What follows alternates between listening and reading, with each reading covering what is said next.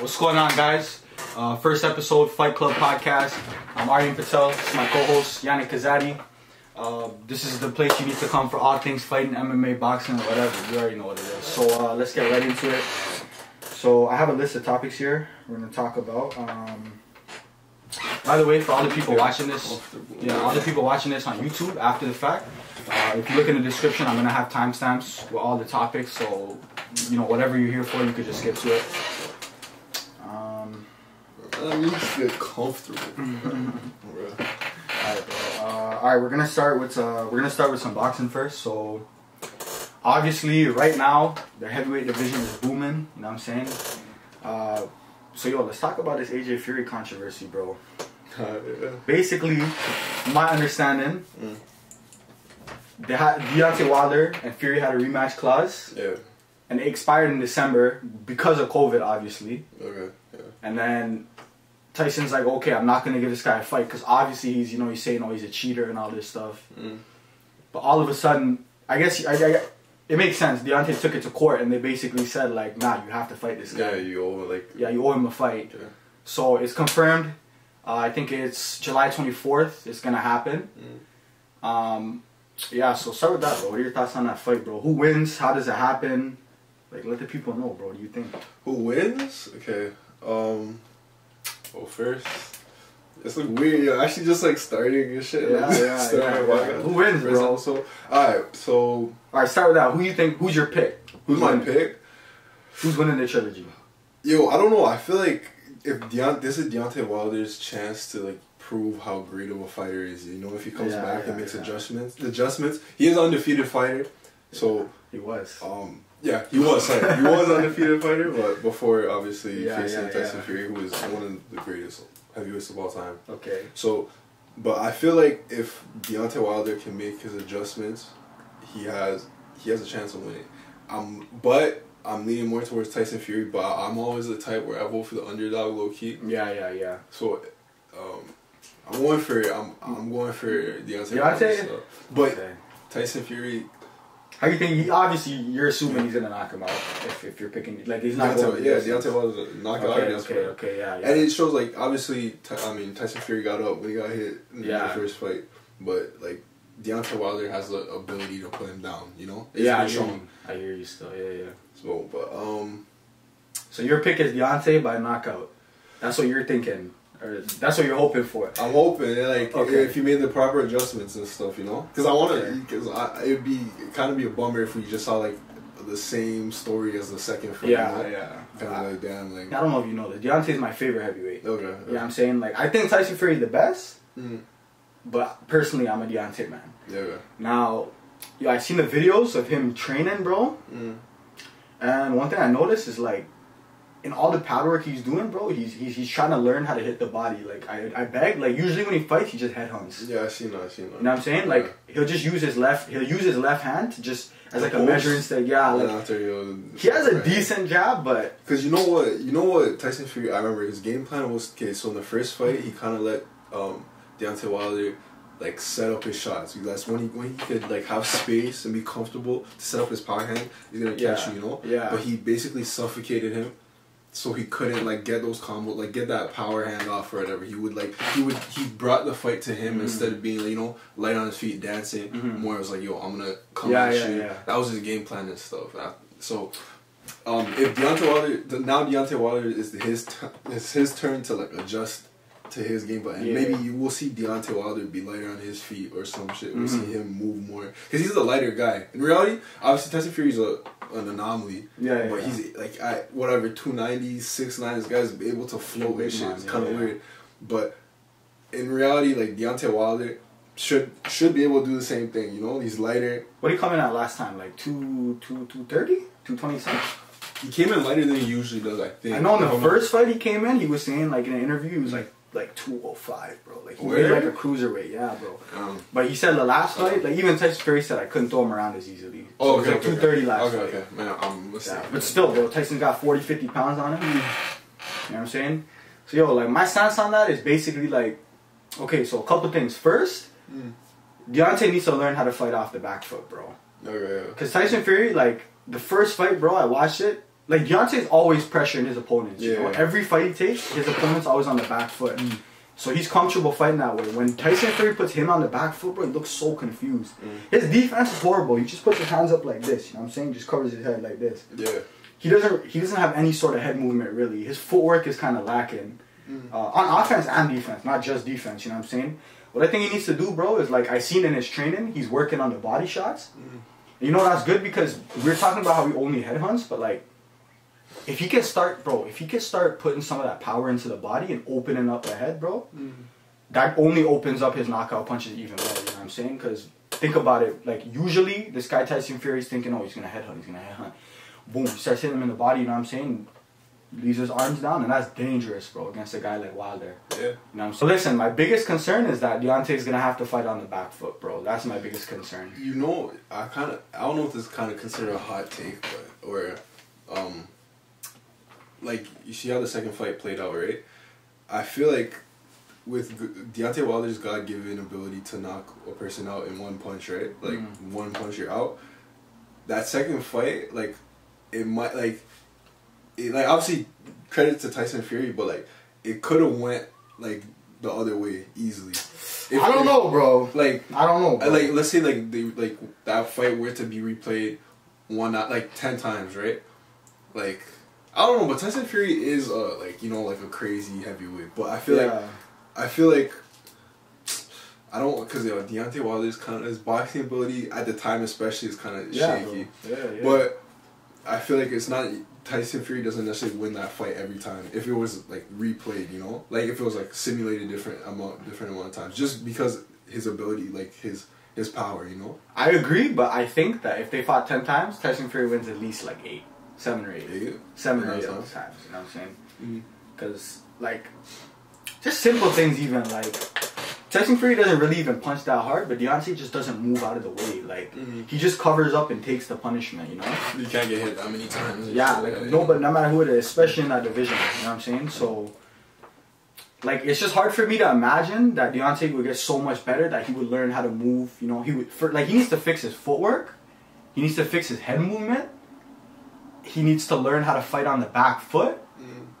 Or he needs to learn how to get Tyson Fury to stop putting him on the back foot, which is in itself another like challenge, you know. So I mean, listen, bro. I think we both want Deontay to win, but in my pick would be Fury still. I think we're gonna see Fury beat him again. I'm going into this though, knowing that Deontay Wilder is like the underdog. You know? I know that I'm voting for the underdog. Okay. I'm not. But if I had to put money on it, I'm putting it on Fury. If I'm putting money down, I'm putting money on. So Fury. In this case, technically, because what I just said, I'm basically saying Fury's winning, but I think we're both saying the same thing. We're hoping we're hoping Deontay wins, but we assume Fury's. Because you're only as good as your last fight. Yeah. And I mean, like the way the way Wilder's been talking, bro. I don't know, fam. Like to come back from a fight like that, like what is that like? Especially when you've been dominant for 10 years, bro. What does that do to your mental? You know. Only Deontay Wilder knows. We're gonna see. I guess we're gonna see. All right. Kind of on the other side of that now. Obviously, it takes 2 to dance, you know. So Fury, we're assuming is probably gonna make it out of that. Okay. Now on the other side, AJ, right? He has a tough next fight coming up. Now I tweeted this months ago. Okay, I don't know if you've seen this, but I tweeted months ago when Usyk and Chisora fight. I said if Usyk fights AJ, he's gonna beat him. You think Usyk? Now the WBO, they've been saying like they've been trying to tell Anthony Joshua to fight Usyk.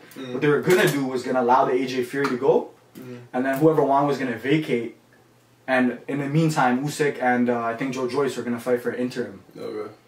But now it looks like AJ and Usyk are gonna fight. So who do you have in that fight? You already know I have Usyk. I have Usyk winning by points. But okay, I'm saying like. Especially in the heavyweight division, bro, like it's not really like winning by point. Like, obviously, it does happen sometimes, but Usyk's a point fighter though. Like he's not a knockout artist. But like, let's not. I'm saying I'm not like don't like credit to Joshua. Like he finishes most of his fights. Like most of his fights end in finishes. Yeah. But also credit to Usyk. He's also a top And he's never been finished. Yeah, he's a top guy in the. Yeah, he never lost. But he is also lighter, you know. He's like he's a cruiserweight, right? And yeah, he came up, so he's lighter in the ass. Ooh, pause, but yeah. Pause. But no, pause. That's the same though. Like, Yeah. So like okay, only if Usyk wins is by points most likely. Yeah, definitely. Everybody else in boxing, you know, like nobody knew that Andy Ruiz is gonna. Man knew he had power though. Yeah, that's true. Andy Ruiz has knockout power. That's true. Usyk, very true. At this weight, I don't think he does. I think at cruiserweight he did, but not here. That's true. But so I think, bro, even against a top guy, Anthony Joshua has like an 80% chance to a 90% chance of finishing whoever he's going up against. Yeah. Okay. Well, look, the reason I say Usyk, bro, is because. Okay, a few reasons. I mean, first off, bro, you just can't. Like, if you just look at what he did at cruiserweight, okay, he went undisputed. You know what I'm saying? There's not a lot of there's not a lot of fighters, period, who become undisputed. Usyk became undisputed. Obviously, he won the Muhammad Ali trophy in that division that did the whole tournament and stuff. In my opinion, he's you know probably top 7 pound for pound at least. But anyways, regardless, when he was fighting his mandatory last time, I seen some things from him that I didn't see before. Like I don't know if he's been working with Floyd or not, bro, but he got that Floyd pullback. That pullback combo is on point, bro. You know what I'm saying? I think Anthony Joshua can move pretty well, bro. I think he's like, what, 240? Probably 240 at least. That guy's big, bro. Maybe more. Pulev. Yeah. So against Pulev, I seen this guy, like, I was watching that fight and, like, I noticed his speed is something that really stood out to me, bro. I think in that, amongst those top 2 guys, him, Wilder, and Fury, I think in terms of the hand speed, him and Fury are quite close, but if you factor in the power that comes with Joshua's hand speed, I think he's, you know, he takes that edge. So, I mean, listen, I could see him beating Usyk, but Usyk is slick, bro. Like, hitting him is the hard part. You know what I mean? Like, even against Chisora is one of those guys who, like, he's always moving forward. You know what I'm saying? He's constantly pressuring you. And, bro, Usyk looked like pretty much flawless to me in that fight, you know what I'm saying? Like, he's evading his punches nicely. And Chisora is not like a bum, you know? Like, I'd say he's more of a... Like, he is kind of a gatekeeper in a way, you know what I'm saying? Like, he does lose to the top guys. Like, he just lost to Joseph Parker. Pretty sure he's lost to Dillian White. Lost to AJ even, I think. But, I mean, regardless though, like, that's a proper test, you know what I'm saying? Like, anyone who's fighting Chisora, like, I could see... If you beat Chisora, then I think you're ready for the top guys. I think Chisora is like a tier below like the Andy Ruizes and the Usyks, the Joseph Parkers, you know? Like the guys directly below the top guys. I don't know, but jumping to heavyweight it's different. It's different, it is. So you're putting money, if that fight happens, you're putting I'm putting money on Usyk, yeah. I think I'd get good odds I too. feel like he's definitely underdog. Yeah, I'd get good odds on that too. I'm not gonna pretend like... Okay, I know more about Anthony Joshua than Usyk, so that's where I don't want to like argue too much at that point, because I don't want to say something that, like, you know, that's like completely false, you know, like so like, but basically just based off my knowledge of just Anthony Joshua, just AJ, I just know like if you base off his previous fights, we know that he learns fast, like he's still getting better. Facts. He's still getting better right now, so I don't know, and I feel like right now he's in like. Obviously, when did he fight last? Kubrat Pulev was like a few months ago. A few months ago. So I feel like now he's kind of December. I feel like right now he's in his bag. You know, like after a loss, he kind of like rejuvenated himself and after stuff. Andy Ruiz so I feel like I think he's in his bag right now still. He's 30. He's only 31, bro. He's only 31. So still has at least 5 more years at the top level. I think he's in his bag, and he's just gonna be in his bag for like a while. Okay. I don't know if let's say Tyson Fury loses. It kind of complicates stuff, but I feel like eventually they'll face each other. Yeah. Because especially because they're both from Britain and stuff, like it should be a crazy event for the UK and shit.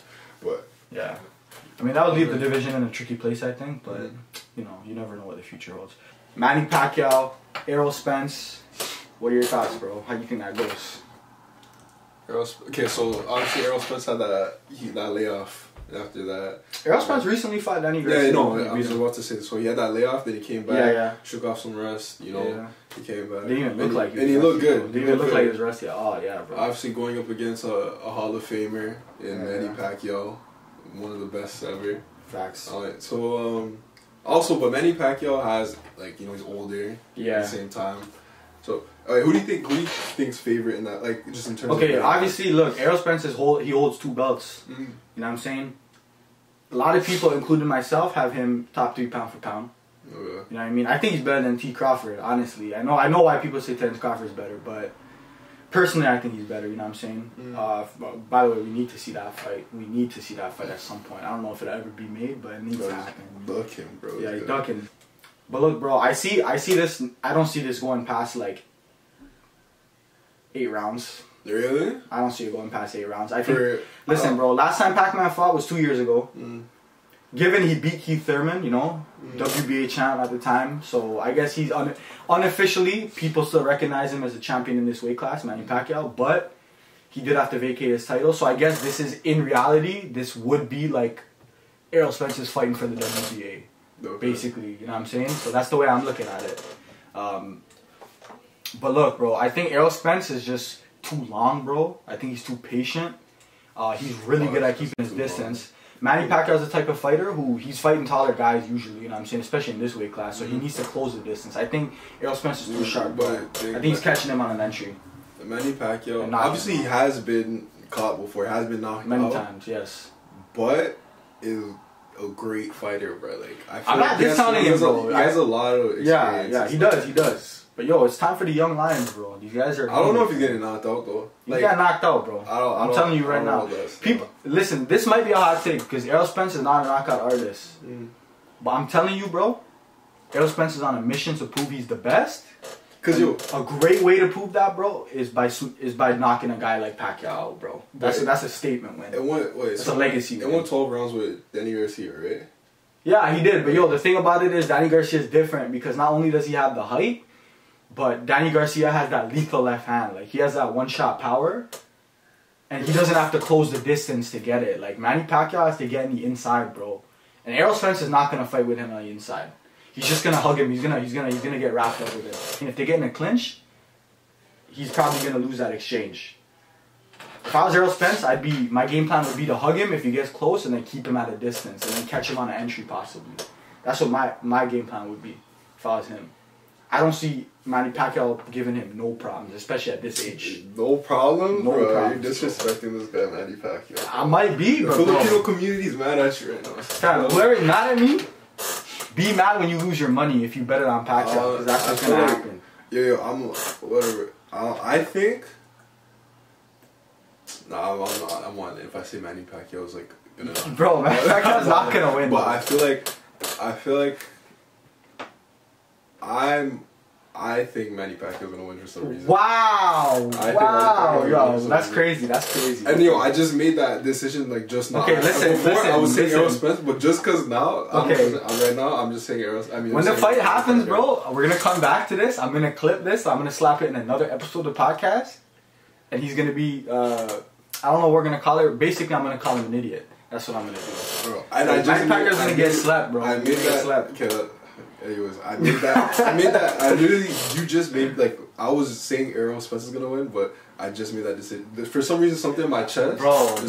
This is his last. This is his last hurrah. This guy's gonna go all out and just go crazy, bro. And get slapped, bro. He's gonna be reckless. Hall of Famer, yo. Tell you, he's done, bro. His time is done, fam. He's already beat world champions. He's already had belts, bro. His time is done. Okay, but if we're basing, because they're just feeding him to the lions. That's what they're doing, bro. You know how I'm saying, like, he did one of his last performance, though. So 2 years ago. 2 years ago was still. 2 years ago. But he is Manny Pacquiao. It's like, yo, if Floyd came to fight, well, obviously depends who's fighting. Come on, bro. We're really gonna compare the two. Floyd's different, fam. But Floyd's different, fam. Floyd is obviously higher up, but still, like, even actually, let me break. Floyd Mayweather himself said that Manny Pacquiao was his most difficult fight. Yeah, I bet he was. But Floyd himself is also not built like Errol Spence. Like, Errol Spence has the frame of like a 160 pounder, bro. If Errol Spence bulked up, he'd be a good size for 160, fam. You know what I'm saying? But Manny Pacquiao, like, I think this is his limit. Like, I think in terms of like how tall he is, his reach, all that stuff, 147 is the highest he could go. Cause he started his career bro at like 120 something, like low. You know what I'm saying? He's an 8 division world champ. So you're just gonna count him out like that? I mean, listen, bro. I have no reason to not. Like, I guess I can never really count him out because I know what he does. I've seen his body of work, and I'm saying I know what he's capable of. But just at this stage, bro, Errol Spence looks unbeatable, fam. I think the only guy that could give him problems is Terence Crawford, and even then, I'm picking Spence. Like, Spence is my guy, bro. You know what I'm saying? He's my guy in that division. I feel like I don't know.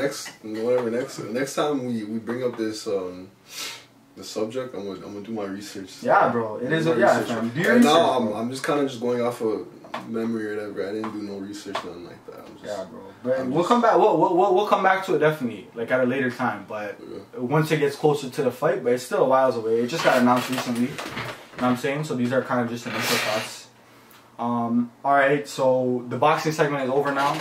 We're going to be moving on to the MMA stuff. So, you know, if you're only here for the boxing, then thanks for joining us. If you want to stay for the MMA, then, yeah, man, just keep watching. So, UFC 262, Chandler vs. Olives. That was crazy. That was crazy. You know what I'm saying? Watch that. That was mad. What are your thoughts, bro, on that fight? What do you think, bro? How was that shit? Oh, play by play. I remember. So I was kind of I remember coming into the fight. I'm gonna just say, yo, Oliveira. Yeah. Everyone had Oliveira. All our boys had Oliveira. So yeah, we're saying Oliveira, and I don't know, like obviously, but I kind of like I was saying Oliveira, but I kind of like just I know basing off Chandler's last fight, I was like, this guy's a problem, you know? Which yeah, he is. He's a problem. So he's a problem. And I saw how explosive he was in that last fight, which he was in this fight as well. Yeah, actually. yeah. So like he gave Oliveira problems and stuff in the fight, which we saw almost like some debate because you don't think he almost finished him, but no, certain people, I don't think he did. Yeah, you're right. I feel like it's I don't know like they gave bro. You see the scorecards. 2 judges gave him a 10-8, bro. In that round? In that first round, fam. And Oliveira had his back, too. You remember, early in that round, like, he took his back. He almost choked him out. I seen that, like, Michael Chandler was, like, he broke down his own fight. And he was saying, like, how he allows people to, like, he's comfortable in that position. Like, he knew. He lets people take his back. He said, like, it was, like, it's ill-advised, but he feels comfortable in that position. Yeah. He knew he wasn't going to get finished, like, on his back like that. So. But still, bro, how do you give him a 10-8, bro? How do you give that round? 10-8 is an ass whooping, you know, but 10-8 is like, oh, you could have stopped it. Yeah, which I don't think it would happen. Didn't he almost stop it though? I don't think so, bro. So I can actually listen. Watch it back. Listen, go. For all the people watching this, go back to that fight, okay? Slow it down. Go back to the part where Chandler obviously almost knocked him out. Allegedly almost knocked him out, and slow it down. You'll see, bro. Chandler caught him with 1 good punch, okay? And then Oliveira, the reason he goes to the ground is because he's ducking the punches, bro. He's going lower, and he gets hit on the way down. Bro. And then when he's actually on the ground, he only really takes 1 good hit, but he's still moving his head, bro. He's still moving his head. It's not until he got on his back that he's still there, but like even if you're still there and you're not defending yourself, you can get fit. Like, but bro, he wasn't shooken up at all, bro. He was good. Like, you see him get up, he was good, bro. Like he wasn't. Yeah. You know what I'm saying? Like, he didn't almost get knocked out. I think that was a reach. Yeah, so back to what else was I going to say? Well, you going still. Alright, bro. Listen. I think Oliveira, for the most part, I think he had control that entire fight, pretty much, except for that one sequence. Okay? Now, look, Chandler was 2 punches away. I'll give you this, bro. He was 2 punches away from stopping that fight and becoming the champ. I'm not even going to lie. So you almost finished them. That's what you're admitting. Like, not really, because look, I'm saying that he could have stopped him if he had got him with some good punches. Because he had the position, but he just didn't put the damage. Do you know what I'm saying? Like, okay, I see what you. It's like right now, I could knock you out. Like, I could just get, like, you're not expecting it. I could just clip you right now. You probably go to sleep. But does that mean I almost knocked you out? Okay, that's not the same thing. Bro. It's just the gist of what I'm saying. I'm trying to give you the gist. Basically, what I'm saying is Chandler, if he had done it differently, he could have knocked him out. But Oliveira was just moving his head, bro. You know what I'm saying? And then when Oliveira was on his back, he's using his feet to keep him off. Like, easier said than done, but like, you know, Chandler had it, bro. It was in his hands. He was this close to tasting that gold, bro. Mm. But he just did it wrong. To, like, if we look at the other side, speaks to not Chandler Oliveira's composure. He was able to, because a lot of people would just crumble under the pressure and the moment. And it shows throughout his years of experience what, like, he went, like, how many wins, like, he 28 fights before he won. It shows, like, his experience in the ring. Like, he was able to stay composed, you know, and just, like, weather the storm. And obviously he came out with the result he wanted, you know. I mean, bro, him, bro. I've been saying this, fam. Since I saw him fight Tony, I said, bro, like, this guy's a problem. This guy Oliveira is a problem. No matter who this guy fights. Because listen, bro, he can stand with you. You know what I'm saying? I mean, I don't think he's the best stand-up guy in the division, but he's definitely up there. He's definitely top 4, top 5. You know what I mean? He could bang with all the top guys, I think, on the feet. You know what I mean? He might not beat them all, but he could bang with them. Okay. Now, one thing that's, bro, listen, I see people talking about his jiu-jitsu, how it's good, and we all know that, okay? What's super underrated, bro, is his wrestling, fam. You know what I'm saying? People are like, oh, Michael Chandler's going to beat him because he's not going to be able to take Michael Chandler down. They're going to stay on their feet, and Michael Chandler has power advantage. But do you see how easily he took him down, bro? Even when Michael Chandler, the first time he took him down, Michael Chandler sprawled, bro. Like, he tried to stop him, but he just grabbed his legs and he flipped him, bro. Like, bro, Oliveira's strong, bro. Like, the way he enters is... Like, I can't explain it, bro. All I know is that guy's wrestling is mad underrated, bro. Like, mad underrated. Like, I think Oliveira's a bad matchup for any guy. I think Oliveira beats Conor or Dustin, in my opinion. I think he beats Conor or Dustin. I agree with that. Yeah, let me see. I think he'd have more problems with Dustin than Conor. Based off of just Conor's, like, kind of like ground game sometimes, like. I think Conor has good wrestling defense. It's the fatigue. Yeah, I think that's what makes the cardio. Dustin Poirier has like a larger motor than Conor. Yeah, he has, deeper, you know? That's facts. But the thing is, like listen, as the story is with every Conor fight, I think if Conor keeps it standing in the first 1 or 2 rounds, he could get him. But I think Conor could do that to anyone, even Khabib. Like, you know, like if he could keep it standing, he could probably beat him. But it's easier said than done. You know what I'm saying? Like, to get. Like, when you're going against a great wrestler, you can't. Like, it's not as easy as it sounds. Like, well, just keep it standing. Like, you guys find ways, you know what I'm saying? And Oliveira is one of those guys, bro. He'll find a way to get you on the ground. So, let's move on to the upcoming card. I think it's June 13th? Something like that. UFC 263. Headlined by the Stylebender versus Vittori. Co-main, Gilbert, no, it's not Gilbert Burns. Co-main is Figgy versus Moreno 2, which is about to be a banger, super sleeper. And before that is Nate Diaz versus Leon Edwards. Okay, so I guess we'll start from the bottom and go up. So Leon Edwards, Nate Diaz. What are your thoughts on that? Okay, I think when we're talking about this, like, off camera, I said. Okay, I have Leon Edwards. Yeah, I think we both said we have Leon Edwards, right? And for factors just like age, yeah, I think Nate Diaz is old now. He just, no offense to Nate Diaz, but he just look like, just interviews like he looks older. Yeah, like he looks worn out. I think that's just damage he's taking. Age. But yeah, I know what you're saying. In MMA years, he's pretty old. Yeah. In MMA years, he's pretty old. He's been through it. He's been through it all. He's done it all. Yeah, exactly. Without, I just feel like Leon Edwards, like, runs through him, you know. Yeah. But like, for sure. I think, you know what? I think if you're a betting man, that's probably not the best fight to bet on. I think that's one of those fights you want to parlay, if anything, because I think the odds are going to be crazy. I don't know what the opening odds are. I don't know if they've came out already. They definitely have. Let me check them real quick. But I'd assume Leon Edwards is the favorite by a reasonable margin. Okay, yeah, this is a crazy difference. Leon Edwards is a minus 425 favorite, so 4-1 odds basically. Leon, and then Nate Diaz is a plus 315 underdog. So, I think the odds makers got it right, I think, honestly. I mean, looking at his last performance, Nate Diaz's last performance was 2 years ago? Year and a half ago, maybe, against Jorge Masvidal. And bro, I mean, I know a lot of people say, oh, I know, okay, some people say it was an early stoppage because they stopped at the end of the third round due to cuts, and Nate Diaz usually gets it booming around 4 or 5. But I mean, to those people, I say, like, let's be realistic. You watch that fight, Jorge definitely had a 10-8 round in there somewhere. You know what I'm saying? He won all 3 rounds. He looked untouched at the end of that fight, if you've seen him. And I think it was a good stoppage by the doctor because Nate Diaz has some nasty cuts on him. Even though I know how Nate Diaz is, we all know, like, he's a champ, you know what I'm saying?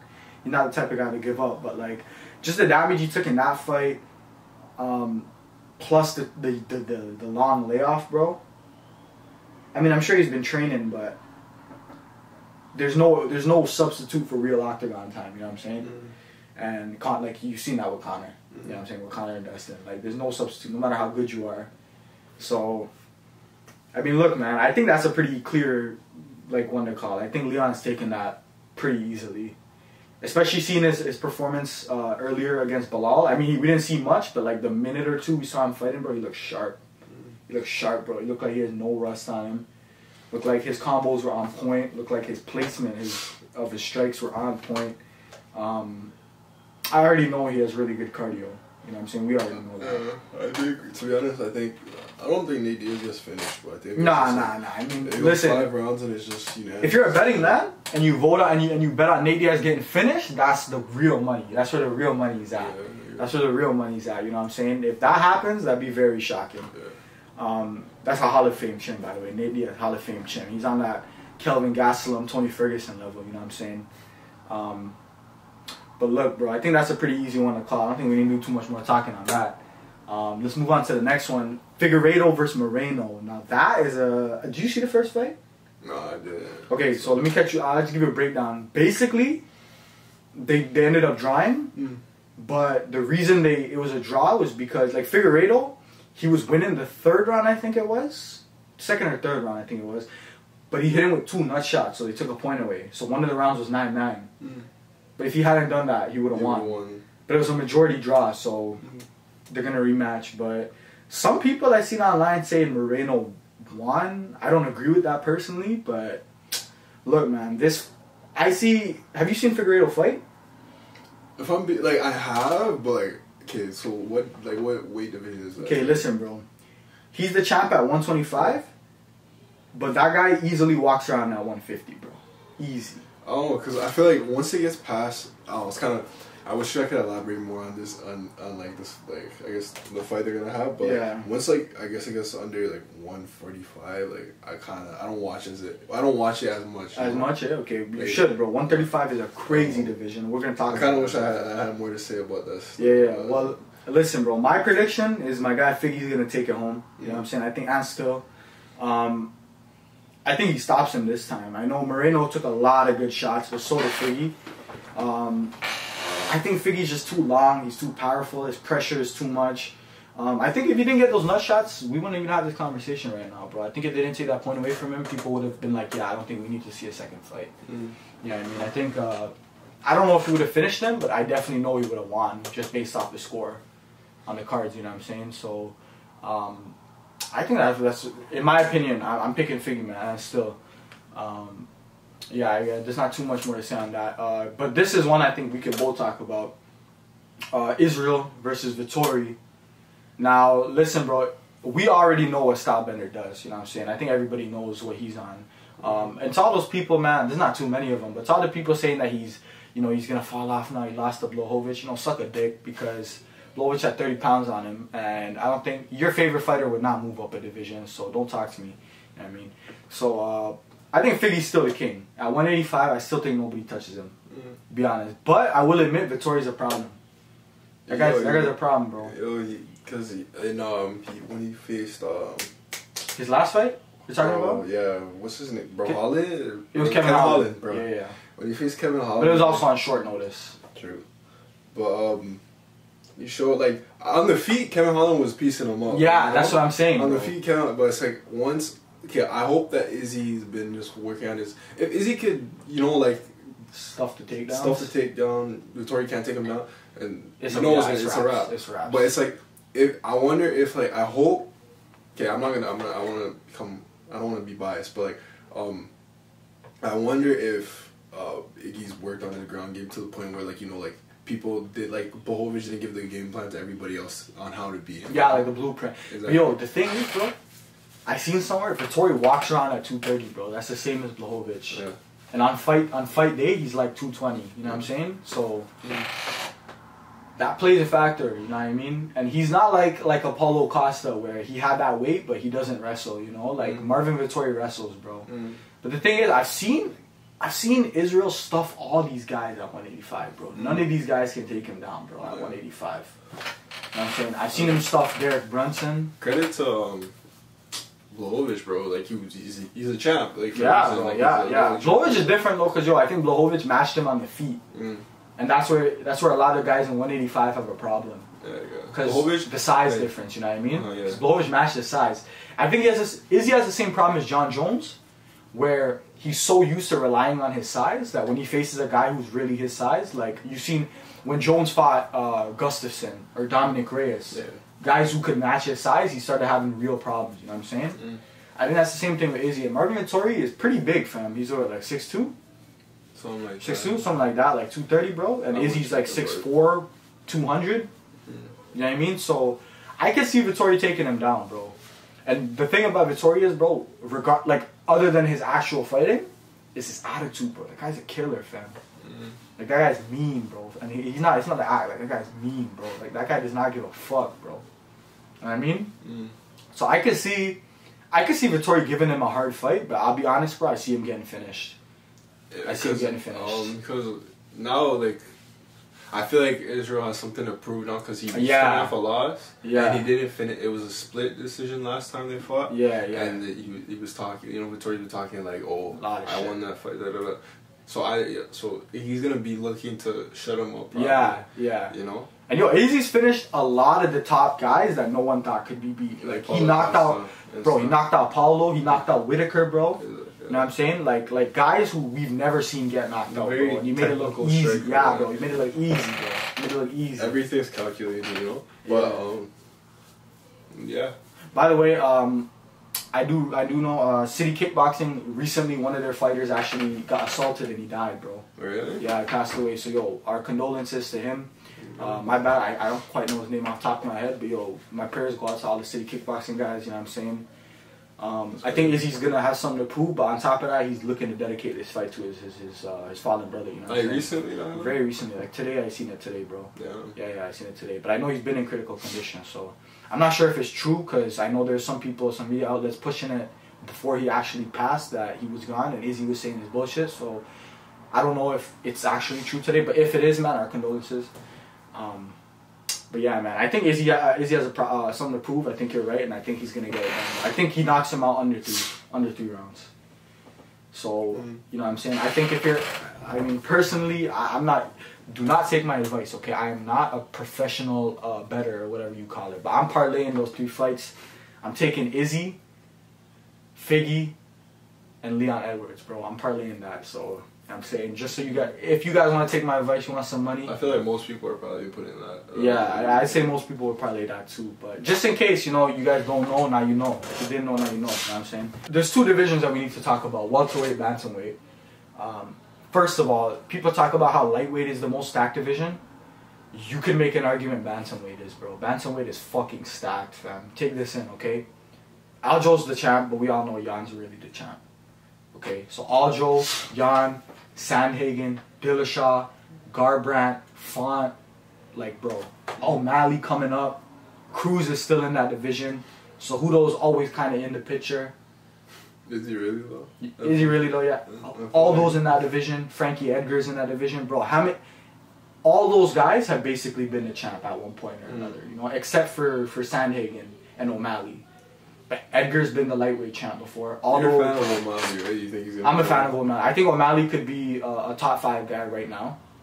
I think O'Malley could potentially be the champ in the next 3 or 4 years. I think he's going to take another L before that, though, to a top 5 guy.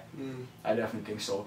People sleep on O'Malley because he lost to Cheeto, but I mean, if I'm being honest, bro, I think that was a fluke. Because Cheeto just hit him in the perfect spot, and I doubt he did. I doubt he intended to actually hurt his nerve or anything like that. The only problem with O'Malley is he's injury prone. Okay, you know what I mean? Yeah. But anyway, let's not get too off topic. Bantamweight division, bro. So listen, Aljamain Sterling recently won based off that DQ. I don't know if you guys saw the fight, but basically Jan kneed him while he was down, and they called it a DQ and gave him the belt. Yeah. He got surgery recently on his neck, so he's gonna be out till, I think he's saying till like October, November. He's saying he's gonna fight in November. At first, he said he wasn't gonna fight. He wasn't gonna give Jan a rematch, but recently, I think it was today, he said he was. So he better give him a rematch. Yeah, he's big ducking. Hey, bring it up, bro. You can't throw the UFC championship. Yeah, big ducking. Okay, you know what I'm saying? But listen, bro. Assuming that that's the matchup to make, there's a lot of number one contender fights to make, bro, in this division. Like, a lot of people are saying Sandhagen, Dillashaw. But, yo, Font just beat Garbrandt. He's a third-ranked guy. I think he deserves a number one contender fight, too, right? A lot of people... I mean, yo, people after... I don't know if you saw the fight Saturday night, Font versus Garbrandt. I was watching it while I was playing cards. Okay. Well, basically, bro, Font... watched them. Yeah. I'd say the first round Garbrandt won, but everything else, bro, Font was just watching them. I'm surprised Garbrandt, like, he was there. Like, obviously he was getting pieced up and everything, but he didn't get finished. You know? To all the people that say he doesn't have a chin, talk now. You know what I'm saying? Yeah. He ate a lot of good shots, bro. A lot of good shots. A lot of people, I mean, I seen this somewhere on Instagram, Twitter, on one of the threads, but some people are saying, yo, give O'Malley Garbrandt. You know what I'm saying? And see if O'Malley's ready for the prime time, like the top guys, or if Garbrandt's just a gatekeeper. You know what I'm saying? Because if Garbrandt beats him, then it's like, okay, Garbrandt can beat talented guys, give him another good guy. But if he loses, then it's kind of like, we should look to cut this guy. Because he's 1-4, bro, in his last 5. You know what I'm saying? And the guys he's lost to, like, he lost to TJ twice. Even though people say, oh, he was juiced up, he's on EPO. Listen, bro, even if he wasn't on EPO, he would have still beat him because he knocked him out in the first, second round, both fights. You know what I'm saying? EPO, people don't know. EPO, people who don't know how EPO works, essentially what it allows you to do, it gives you greater stamina. It allows you to train harder. It allows you to fight longer, these types of things. So what he did to Garbrandt, it really wouldn't have affected him, to be honest, in my opinion. So I think that Garbrandt, those are two legit L's, you know what I'm saying, regardless of what anyone says, in my opinion. We'll continue. Yeah. Who else did he lose to? He lost to... Yeah, he lost to Pedro Munoz. That's who he lost to. Another top guy in that division, who I didn't mention, by the way. Yeah, bro, I think his time is done, fam. I think Garbrandt's done. So I don't think we should be talking about him when it comes to the top guys. He's still young, I'll give him that. But, like, bro, the way his last couple fights have been going, I just think his confidence is gone, bro. You know what I'm saying? He talks about how he's ready to be champ again, but his last performance didn't really show me much. So we'll just see. We'll see. I hope he comes back. I hate to say that. I hate to count people out, especially while they're still young and in their physical prime. And he's 12-4 now. He's only fought 16 times in the UFC. You know what I mean? So, I mean, it is what it is. And MMA is one of those sports where you could go from being, you know, the highest to the highest to the lowest to the lowest, which is exactly what happened to him. So, I mean, you know, I hope he comes back. But in my opinion, his time is done. In my opinion. You know what I'm saying? I think that the only guys realistically that could be champs are Peter Yan, TJ Dillashaw, and O'Malley. Because, to be honest, I feel like Peter Yan, I think he's gonna run that division. Yeah, for a minute. To be honest, I think he's the best guy. Yeah. But I'm talking about guys in the next 5 years or so that could become champs. I guess, yeah. You know what I mean? Like, I think O'Malley has the potential to get there because of his size purely and his striking. He is like is he the tallest guy in that division, probably? That I know of, yeah. 5'10", 5'11". Yeah, like when he fights, you just see, like... You just tell, bro, yeah. But yeah, that's a deep fucking division, bro. And, like, you can't even, like... You can't count out the other guys, you know? Like, I guess Sandhagen, I didn't mention him as, like, a realistic champ, but he's a problem, too. But the thing is, Aljamain beat him in a round, you know? And after seeing what Jan did to Aljamain, I could... Well, people, like, Jan, it was... Yeah, we know what happened, but, like, Aljamain's still a good fighter. He is. He's actually, like, he's a good fighter. And MMA math doesn't make sense, okay? So don't take this as, like, oh, this is how it has to be. But... Just, like, I saw the Aljamain Sandhagen fight, bro, and Aljamain choked him out in a round, fam. So for me to assume reasonably that he could, first of all, he has to get by TJ Dillashaw, okay? TJ Dillashaw, I don't know if you've seen the pictures of him outside of his fights. He's the same size as Michael Chandler, bro. Literally, there's a picture that came out. They were training together, side by side. He looked bigger than Chandler, fam. Like fully hydrated, everything. Like apparently he walks around at 160, 170, bro. So he's a big bantamweight, bro. Big bantamweight, like. So I mean, I don't know, but that's gonna be tough. You have a picture or no? Yeah. Hold on, let me look it up. Yeah, bro. Look at this. Look at that, bro. Yeah. You know what I'm saying? Hold on, let me show the people, man. I don't know how clearly you guys will be able to see this, but all you need to do is look up Chandler and Dillashaw, and you can see, yeah, like he looks pretty damn big. Freeze the frame and take a good look at that. He looks pretty damn big, bro. He looks pretty damn big, no? Pause. Yeah, no homo. I didn't even take that in. Thank you. But yeah, like I just don't, bro. That's a tough challenge for Cody, for Corey Sandhagen, fam. Like Corey Sandhagen, I know he just knocked out Frankie Edgar in like what was it, like under a minute with that flying knee, which by the way was sensational. But I just don't see him beating Dillashaw, bro. I think Dillashaw is gonna be the next guy to challenge Jan for the title, and I think Jan walks through him same ways, but. You know what I'm saying? These Russians, bro, they're built different. You guys are a problem, bro, in every division. And you guys are coming up, man. She kills me. I remember I watched a freaking Mike Sports thing. Shout out Mike Sports, man. Where he was like, it's like, odds, Joe, I'm waiting. Bro, don't kill me, fam. That guy's a troll, bro. If you don't follow Peter Yan's Twitter, bro, follow Piotr Jan's Twitter, bro. Piotr Jan's Twitter is fucking that's his name properly. Yeah, Piotr Jan. Whoever his translator is, that guy's a genius, bro. I don't know if it's him actually tweeting that stuff, but whoever it is, bro, fucking hilarious. This guy Piotr Jan is a troll, bro.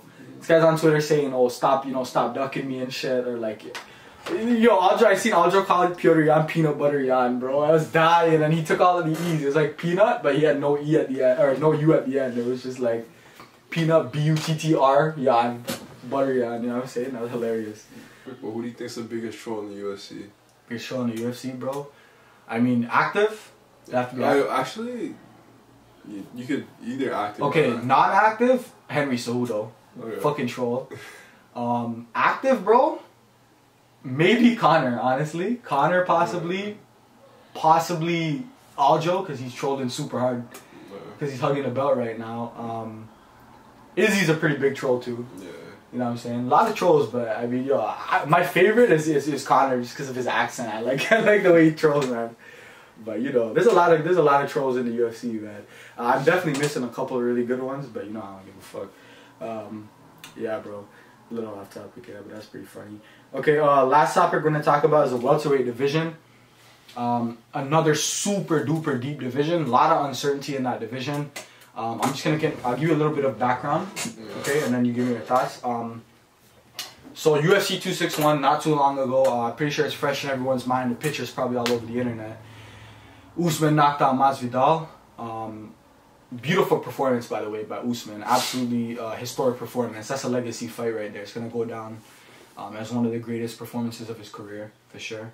But the thing is, Usman's beat everybody in this division, bro. He's coming around, you know what I'm saying?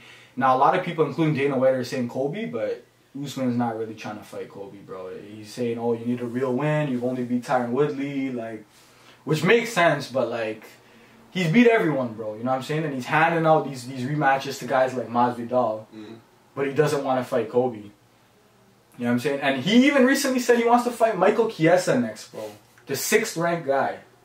Are you serious? Kamaru, are you serious? Are you serious, bro? What? And bro, look, and on the UFC 264, the co-main is gonna be Burns versus Wonderboy. Wait, so you think that Usman is ducking Kobe? Is that what you're trying to say? I don't think he's ducking him. Okay, a little bit, because look, bro. We all know, okay, if you watch that fight, bro, if Usman hadn't finished it, and that's a big if Usman hadn't finished it and it went to the scorecards, Kobe would have won that fight. Okay. Even Dana said it was 2-2 going into the 5th round, and Kobe was winning the whole beginning of that round. You know what I'm saying?